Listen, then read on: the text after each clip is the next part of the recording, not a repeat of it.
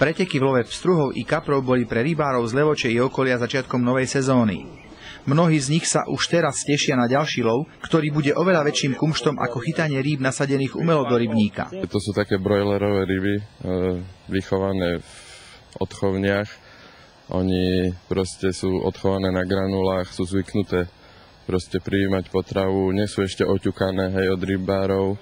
Ono sa to po 2-3 dňoch zmení.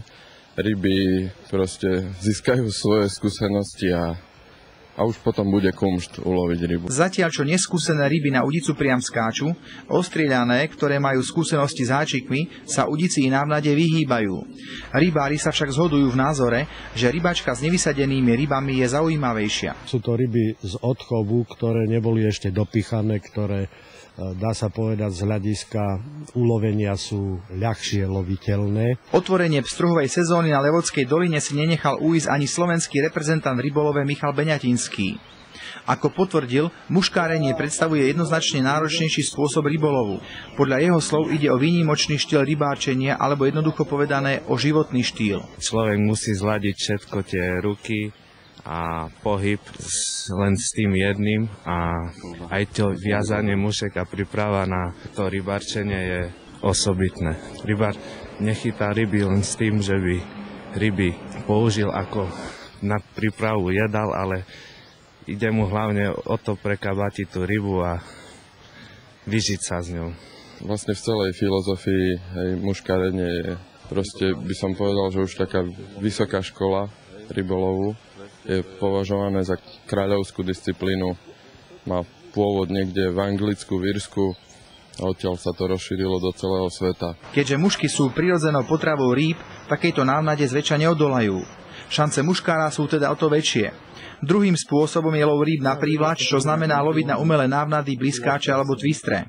Dá sa povedať, že až 80% potravy pstruha tvorí hmyz, takže je to prirodzené.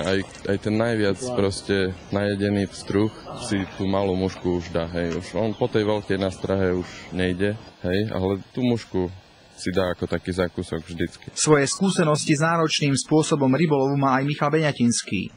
Jeho veľkou medzinárodnou skúškou boli majstrovstvá sveta na Novom Zélande, kde sa súťažilo v množstve chytených rýb.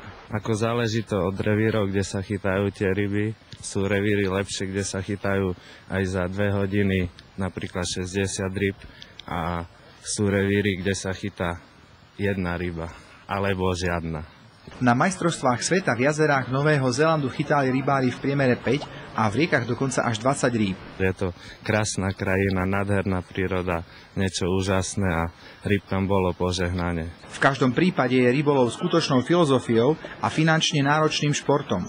Rovnako náročné sú napodobeniny živého hmyzu, ktoré si rybári zväčša vyrábajú sami. Jednoznačne si ich vyrábam sám, ale tie materiály ako treba aj nakupovať. Sú to dlhé hodiny sedenia pred zverákom, študovanie hmyzu ako entomológia a ja tomu hovorím motohodiny vo vode. Vo vode a pri vode.